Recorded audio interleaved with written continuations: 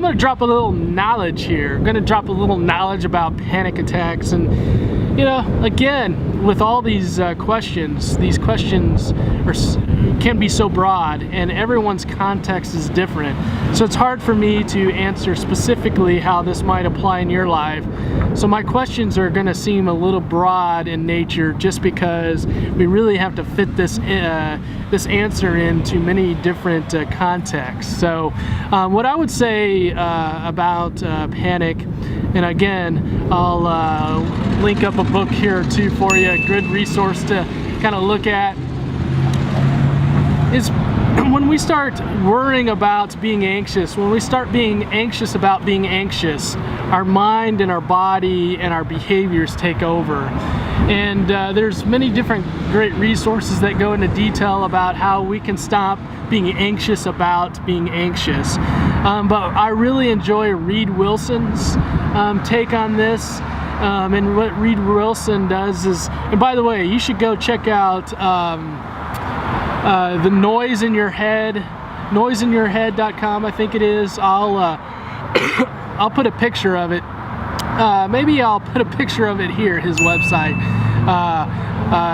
But Reid Wilson talks about two things to overcome anxiety, and he calls it the playing the game, mental game with anxiety, or playing the game. He says you have to be uncomfortable. You have to be uncomfortable, and you have to be uncertain. You have to be uncomfortable, and you have to be uncertain. And really, if you can take the punch out of anxiety by saying, all right, I'm gonna be uncomfortable, and if you can say, all right, I'm gonna be uncertain, and I can handle it. I can handle it. Let's go, anxiety. Let's go, panic attacks. Let's go. Come on, let's go. If you can, what I talk about is celebrating being anxious, then kind of you'll see that the anxiety about being anxious kind of just dissipates. That there isn't this fear. You know, there's this fear of what happens when I start to get anxious, or what happens when I start to have a panic attack. I just feel out of control.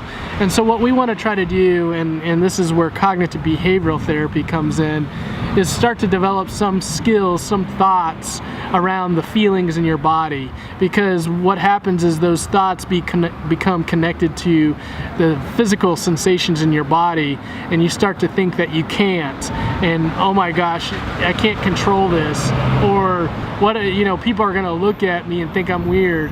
But when we start to look at our thoughts, and we start to say, all right, if I start feeling anxious, if I still start feeling a panic attack, my thoughts are, here's what I'm going to do. Here's how I'm going to think about this. That, you know, this is just anxiety, and anxiety is not going to hurt me. Or a variety of different thoughts that you might have. Also, you're going to look at your behaviors, and with your behaviors, you're going to be like, you know what?